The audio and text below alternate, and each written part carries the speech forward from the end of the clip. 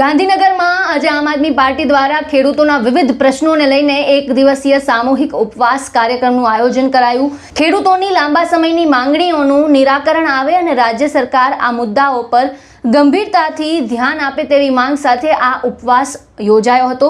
ગાંધીનગરમાં યોજાયેલા આ કાર્યક્રમમાં આમ આદમી પાર્ટીના પ્રદેશ પ્રમુખ ઈસુદાન ગઢવી સહિત પક્ષના અનેક અગ્રણીઓ ઉપવાસમાં જોડાયા। ધારાસભ્ય ગોપાલ ઇટાલિયા, હેમંત ખવા, મનોજ સોરઠિયા સહિતના નેતાઓ પણ કાર્યક્રમમાં ઉપસ્થિત રહ્યા।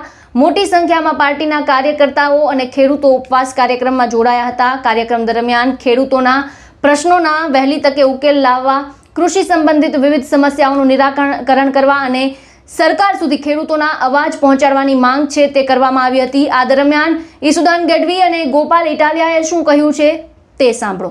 બિલકુલ, તમે જુઓ, ખેડૂતોના અઢળક પ્રશ્નો છે। ખેડૂતોને પાક વીમો નથી મળતો, ખેડૂતોને ભાવ નથી મળતા, ખેડૂતોને જ્યારે ત્યારે શોષણ થાય છે, કમોસમી વરસાદ આવે ત્યારે ખેડૂતોનું શોષણ થાય। આ બધા મુદ્દા તો ખેડૂતો ભાજપ પાસેથી આશા મૂકી જ દીધી હતી। પરંતુ જ્યારે કંપનીઓ સાથે મળીને ભાજપે 1 લાખથી વધુ મોટા ટાવરો જ્યારે ખેડૂતોના ખેતરોમાં એ પણ યોગ્ય વળતરના અભાવે ત્યારે નાખવાની કામગીરી શરૂ કરી, ત્યારે ખેડૂતોને લાગ્યું કે હવે હદ થાય છે। અને પછી ખેડૂતો બધા આંદોલનો શરૂ કર્યું અને ખેડૂતો એક થયા। અને હું કહીશ કે આ ખેડૂતોની જીત છે। જ્યારે આપણે લડીશું તો કંઈક મેળવીશું। આજે ખેડૂતો લડ્યા તો કંઈક મેળવ્યું। પરંતુ જે રીતે અમે અભ્યાસ કર્યો છે, અત્યારે જે સરકારે ખેડૂતોને જે જાહેરાત કરી, એ જાહેરાતમાં હજુ પણ ઘણી બધી કમીઓ છે। અને એટલા માટે આમ આદમી પાર્ટીએ ખેડૂતોની જે લડત, જે શરૂઆતથી લડતી આવી છે, એ ચાલુ રાખી છે। આપને આશ્ચર્ય થશે કે ખેડૂતો માટે અમે 11 જેટલી કિસાન મહાપંચાયત આખા ગુજરાતમાં કરી હતી। અમે 12,000 જેટલા ગામોમાં મિટિંગો કરી હતી। અમે ખેડૂતો પાસેથી સાઇન કેમ્પેન, સિગ્નેચર કરાવડાવી અને મુખ્યમંત્રીશ્રીને માંગણી મૂકી હતી। અને પછી આ થાંભલાવાળી જ્યારે બાબતો આવી ત્યારે પણ મેં મુખ્યમંત્રીશ્રીને લેટર લખ્યો હતો અને કહ્યું હતું કે એક સ્ટેટ લેવલની વળતર કમિટી બનાવવામાં આવે। અને સ્ટેટ લેવલની વળતર કમિટી હોય અને એ વળતર કમિટીમાં ખેડૂતના પ્રતિનિધિ પણ હોય અને નિવૃત્ત ન્યાયાધીશો પણ હોય।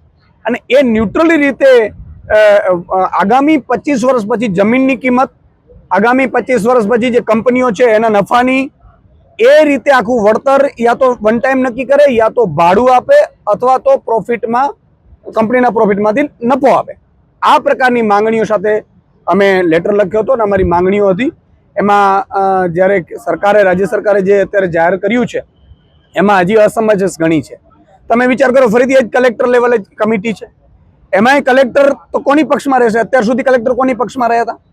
જે પોલીસો બંદોબસ્ત સાથે પહોંચતા હતા કંપનીઓ વાળા, તો કલેક્ટરના હુકમથી જ થતા હતા, સરકાર જ હુકમ કરતી હતી। તો એક બાજુ ખેડૂત છે, બીજી બાજુ કંપની અને કલેક્ટરને એ અધિકારીઓ છે, એટલે હજુ પણ પૂરતો ન્યાય નહીં મળે। બીજું કે એમાં જે અત્યારે ભાવ વધારો આપ્યો છે, માત્ર 127 રૂપિયાની આસપાસનો હજી વધારો માંડ થાય છે, એટલે જે વળતર છે એ 25 વર્ષ પછીની કિંમત। ત્રીજું કે જે થાંભલા, જે જમીનમાં આવે છે, ભવિષ્યમાં ખેડૂતને વેચી હશે તો એ જમીન 35 લાખનો અત્યારે વીઘો છે, 40 લાખનો વીઘો છે, એ વીઘો ઘટીને 10 લાખનો થઈ જવાનો છે ભાઈ। એટલે આ બહુ મોટી બાબતો છે જેના ઉપર હજી ક્લેરિટી નથી થઈ, એટલે આમ આદમી પાર્ટીએ ચાલુ રાખ્યું। આજે અમે ગાંધીનગરમાં આ તમામ માંગણીઓને લઈને અમે આજે સામૂહિક ઉપવાસ કર્યું છે। અમારા પ્રદેશના નેતાઓ ગોપાલભાઈ, મનોજભાઈ, પ્રવીણભાઈ અને તમામ બ્રિજરાજભાઈ સહિતના તમામ આગેવાનો આજે અમે એક દિવસનો સામૂહિક ઉપવાસ કરીશું। બધાએ અમારા જિલ્લા લેવલના, તાલુકા લેવલના પદાધિકારીઓ, હોદ્દેદારો, સંગઠન મંત્રીઓ, પ્રદેશના નેતૃત્વના બધાએ આજે આવ્યા છે।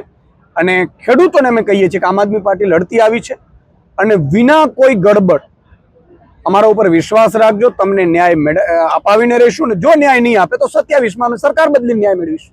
આજે આમ આદમી પાર્ટી દ્વારા ગુજરાતભરના ખેડૂતોની વિવિધ માંગોના સમર્થનમાં અને હાલનો સળગતો મુદ્દો જે છે વીજળીના થાંભલા બાબત, એ મુદ્દે સામૂહિક ઉપવાસના કાર્યક્રમનું આયોજન કર્યું છે। અમારા પ્રદેશના સૌ આગેવાનશ્રીઓ, અમારા સૌ કાર્યકર્તાઓ અને ખેડૂત પ્રતિનિધિઓ બધાએ ભેગા મળી અને ખૂબ વિશાળ સંખ્યામાં આજે આ ગાંધીનગરની સત્યાગ્રહ છાવણી ખાતે ઉપસ્થિત થયા છે। જે રીતે છેલ્લા 30 વર્ષમાં ગુજરાતમાં ભાજપના રાજમાં દિવસે ને દિવસે ખેડૂતો પાયમાલ થયા છે, ખેતી પાયમાલ થઈ છે, ખેતી મજૂરી કરતા લોકો પાયમાલ થયા છે, ત્યારે ધીમે ધીમે ખેડૂતોમાં એક રોષની લાગણી ભભૂકી રહી છે. ચાહે ખાતરનો મુદ્દો હોય, ચાહે પાણીનો મુદ્દો હોય, ચાહે વીજળીનો મુદ્દો હોય, ચાહે ટેકાના ભાવનો મુદ્દો હોય, ચાહે જમીન રીસર્વેનો મુદ્દો હોય, તમામ મુદ્દાઓ પર ખેડૂતો દુખી છે. અને ઉપરથી નવી સમસ્યા આ વીજળીના થાંભલા. છેલ્લા 4-5 વર્ષથી પોલીસ ભાડે આપીને પ્રાઇવેટ કંપનીની વીજળીની લાઈનો ખેડૂતોના ખેતરમાં દાદાગીરી કરીને નાખવામાં આવે છે. છેલ્લા લાંબા સમયથી અલગ અલગ ગામડાના ખેડૂતોએ આંદોલન કર્યું અને એના કારણે સરકારે ગઈકાલે એક લોલીપોપ આપવાની ફરજ પડી. આમ તો આ સરકાર ભાજપની કંપની પ્રેરિત સરકાર છે, ખેડૂતોની કે આમ જનતાની સરકાર નથી. પણ ખેડૂતોનું દબાણ બન્યું તો ખેડૂતોને છેતરવા માટે, લલચાવવા માટે, ભ્રમિત કરવા માટે મોટી મોટી જાહેરાતો થઈ છે. આ જાહેરાત ખેડૂતોના હિતમાં નથી, પરંતુ કંપનીના હિતમાં છે. અને એટલે આમ આદમી પાર્ટી ગુજરાતભરના ખેડૂતો માટે, ખેતી મજૂરી કરતા લોકો માટે અને ગામડા બચાવવા માટે આજે સામૂહિક ઉપવાસ ઉપર બેઠી છે. ખેડૂતોના પ્રશ્નોને લઈને યોજાયેલા આ એક દિવસીય ઉપવાસ કાર્યક્રમ દ્વારા આમ આદમી પાર્ટીએ સરકારનું ધ્યાન ખેડૂતોની સમસ્યાઓ તરફ દોરવાનો પ્રયાસ કર્યો છે. હવે સરકાર આ રજૂઆતોને કેટલું મહત્વ આપે છે તેના પર સૌ કોઈની નજર રહેશે. આપનું શું માનવું છે આ સમગ્ર મુદ્દાને લઈને અમને કોમેન્ટ બોક્સમાં જણાવો અને તમામ ન્યૂઝ અપડેટ માટે અમારી સાથે જોડાયેલા રહો.